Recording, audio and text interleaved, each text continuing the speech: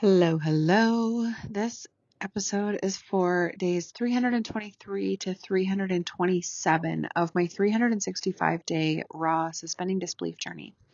This is for March 11th to 15th. And basically, this was a week of really learning to extend my level of managing expectations.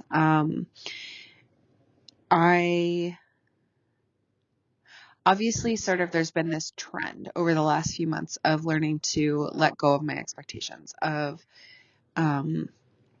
accepting some limitations and of understanding on a deeper level what things I need to let go of so that I can just be in this peaceful,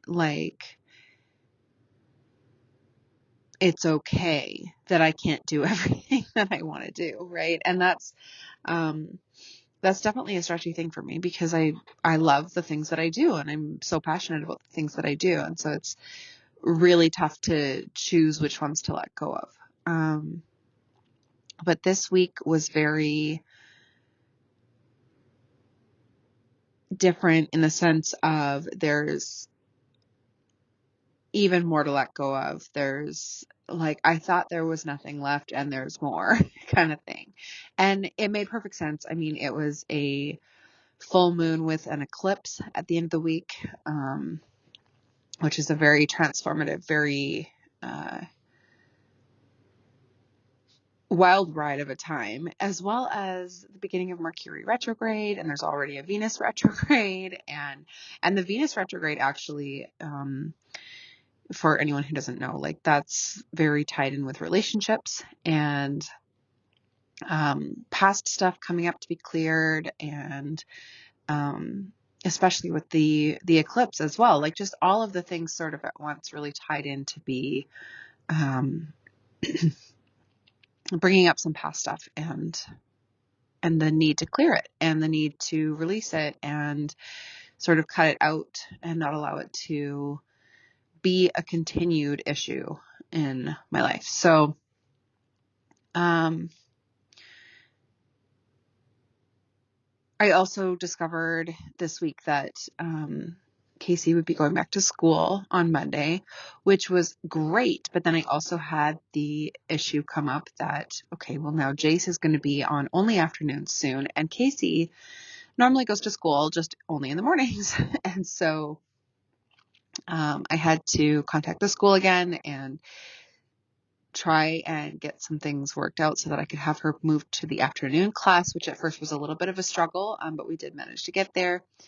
And so she will be going back to school starting Monday, the 17th, and Jace will still be going full days for the most part until spring break at the end of the month, and then he will switch to all afternoons. So the scheduling is resolving itself slowly but surely. And I definitely felt a big sense of relief with Casey going back to school. Although at the same time, there was a little bit of stress with just, I'm moving her to a different class. She has already been pulled out of school for almost 2 months. And now when I put her back, it's not going to be with the same kids that she knew before, the same friends, the same,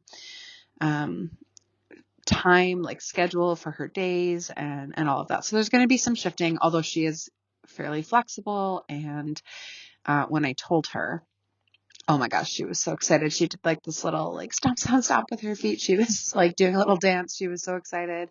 And even when I told her it was going to be a different class and different friends and she could make some new friends and all of this stuff, she was really excited. She wasn't worried about that at all. So definitely looking forward to that. And, yeah,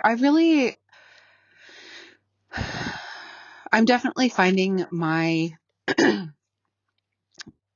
suspending disbelief limits stretching over this last little while. This ability to suspend disbelief that all of this waiting and all of this pausing and all of this releasing and cutting things out of my schedule, this is all for the best, and trusting that is stretching my limits for sure. It's been a lot. It's been a lot of the inability to work. And so specifically in the area of finances and business and working, my limits are being stretched as far as my suspending disbelief goes. So that has definitely been um, it's definitely a growth area for me, and needing to believe that all of this is going to result in the results that I was looking for going into the suspending disbelief challenge, the financial freedom and the time freedom. And definitely I feel like this is a radical adjustment to create that time freedom. I feel like this is really getting me to take the deepest look I've ever taken at what I'm spending my time on. And I do believe that when I get really intentional with that, it will be beneficial as far as finances go. I just don't see the bigger picture yet and how this is going to work and all of that. So, this week was a really active week. There was still a lot going on. Jace was home from school a lot, still just not feeling his best. And, Casey's still home, and just, everything getting put into place, as needed for our mental health as a family, and individuals getting set up with therapy options and all of the things. There was still a lot going on with all of that. So it was still a heavier load, and definitely,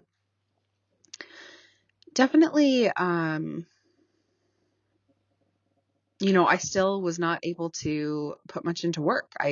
There was just no extra time. It was like I had this never ending list, and every day was like new things were popping up. So this is the really interesting thing. It's like I opened a can of worms by starting to deal with some of the issues that had been less pressing and have more recently become more pressing. So these little mental health flags that had popped up over the last several years, even, that never seemed like big things, and so I never made a big deal about them or acted on them. And then now it's like they're all coming to the forefront, or this applies in so many different situations. That's just the first one that came to mind. So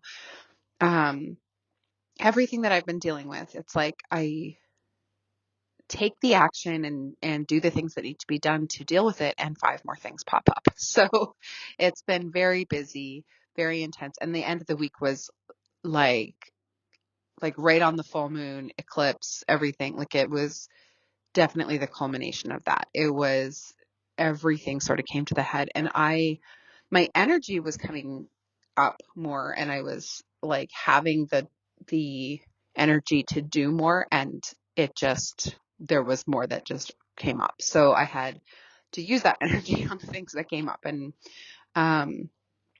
it felt like, like I said, can of worms. It was like Pandora's box open, and I just had to start putting out fire after fire after fire after fire after fire. And nothing was super horrible, but it was just, there was a lot of really intense and really high priority things that came to the forefront that needed to be dealt with. So it was a busy week, and definitely stretching my suspending disbelief muscles. So that's what I have for you guys today, and I will talk to you all again tomorrow.